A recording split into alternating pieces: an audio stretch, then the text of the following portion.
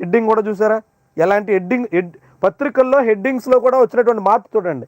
ఈ మధ్య నాయకులు తమ నోటికి ఇష్టం వచ్చినట్టుగా పని చెప్తున్నారు, నోటికి ఏది వస్తే అది మాట్లాడుతున్నారు. అది వీడియోలు ఉన్నాయి, లైవ్లో ఉంటుంది అనేటువంటి దృష్టి కూడా లేకుండా చాలామంది నోటికి పని చెప్పేటువంటి పరిస్థితి ఉంది. వైఎస్ఆర్సీపీ హయాంలో నాయకులందరూ బూతులు మాట్లాడతారు, ఆ నాయకులందరూ బూత్ నేతలు అని చెప్పి పెద్ద పెద్ద ముద్ర వేశారు. వైఎస్ఆర్సీపీ వాళ్ళే కాదు, తెలుగుదేశం వాళ్ళు కూడా ఏం తక్కువ తినలేదు అని నిరూపిస్తున్నాడు ఆయన హెడ్డింగ్ చూశారు కదా, చేతగాని మాట్లాడచ్చు. రాజకీయంగా ఒక హద్దులుంటాయి, పరిధులుంటాయి. సభ్య సమాజంలో ఉన్నప్పుడు దాన్ని తగ్గట్టుగా మాట్లాడాలి.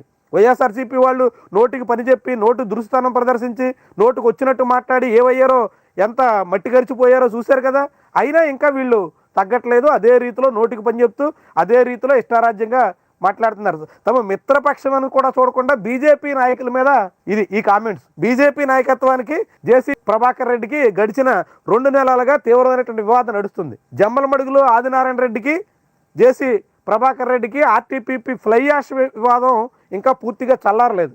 రాయలసీమ థర్మల్ పవర్ ప్లాంట్ నుంచి బూడిద తరలించే విషయంలో జేసీ ప్రభాకర్ రెడ్డి వాహనాలని ఆదినారాయణ రెడ్డి బీజేపీ ఎమ్మెల్యే మనుషులు అడ్డుకున్నారు. అదొక పెద్ద దుమారం రేగింది. దాన్ని సెటిల్ చేస్తానని చంద్రబాబు పిలిచారు, దానికి కూడా ఈయన డుమ్మా కొట్టారు. చివరికి అది పరిష్కారం కాలేదు. ఆ వివాదం కొనసాగుతుండగానే తాడిపత్రిలో నిర్వహించినటువంటి ఒక కార్యక్రమం మీద బీజేపీ నాయకులు విమర్శలు చేశారు. న్యూ ఇయర్ సందర్భంగా జేసీ ప్రభాకర్ రెడ్డి నిర్వహించిన కార్యక్రమం మీద మాధవీలత లాంటి సినిమా యాక్టర్లు, బీజేపీలో ఉన్నటువంటి నాయకురాలు ఆమె చేసినటువంటి కామెంట్స్ మీద నిన్న చాలా సీరియస్గా ఈయన స్పందించారు. మాధవీలత అయితే చాలా తీవ్రంగా తిట్టారు. మనం ఇప్పుడు మాట్లాడలేనటువంటి పదజాలంతో ఆమెని నిందించారు, దూషించారు.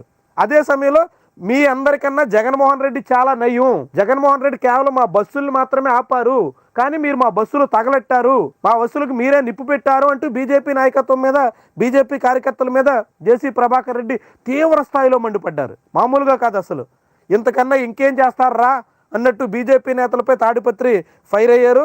అనంతపురంలో జేసీ ట్రావెల్స్ బస్సు దగ్ధంపై వివాదాస్పద వ్యాఖ్యలు చేశారు.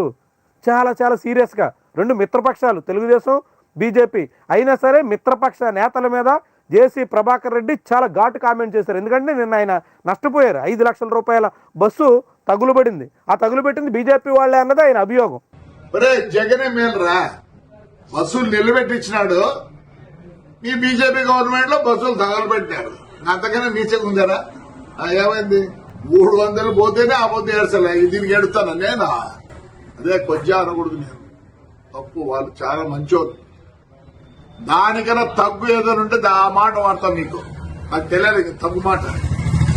I don't want insult third gender. I give lot of respect to them. కాల్సి ఏం చేసుకున్నావురా? ఏం చేసుకున్నారులే, పీకినారా? జగన్ రెడ్డి మేలు కదా మంచోడు, జగన్ రెడ్డి మేలు కదా మంచోడు. నా బస్సు కారిపోలేదే, బస్సు నిలబెట్టించినట్టు. నిలబెడితే ఆ పొద్దు 10 లక్షలు పోయేది, ఇప్పుడు 4 లక్షలు పోతుంది. మీరు చేతగాని నాకు కొడకల్లారా, చేతగాని నాకు కొడకల్లారా అంటారా? ఏపిస్తారా? మళ్ళీ ఇంకో బస్సు కాస్తారా? కలిసిపో, వరుసగా పెట్టినాడు. నేనే భయపడతాను అనుకుంటున్నారా? సిగ్గురే నా కొడకల్లారా. ఏం చేస్తారా? బస్సు కాల్చ అయిపోయింది, ఏమైంది? వస్తుంది రిలే. అదే మా డ్రైవర్కి చిన్న, ఎందుకంటే కోర్టులో ఉంది, జనవరికి వస్తే. నేను మామూలుగా పాత బస్సులు 10 లక్షలు అయితే వాళ్ళు 5 లక్షలు ఇస్తా అంటే, ఎందుకంటే ఇన్నేళ్ళు నాకు పని చేసినారండి, ఒక జీవితం నాశనం చేసినారు. ఏమైందిరా చెప్తేనే థర్డ్ జనరల్ తగ్గు నా కొడుకులు.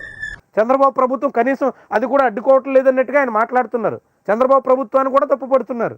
ఇది వ్యవహారం, ఇది ఒక కీలకమైనటువంటి వ్యవహారం. బీజేపీకి, జేసీ ప్రభాకర్ రెడ్డికి మధ్య రగులుతున్నటువంటి వైరం మరింత తీవ్రతరం అయ్యేలా కనిపిస్తుంది, మరింత దూరం వెళ్ళేలా కనిపిస్తుంది.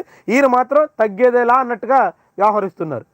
చాలా మొదటి నుంచి ఆయన అదే రీతిలో ఉన్నారు. ఇప్పుడు కూడా తన పందా ఏమీ మారలేదు.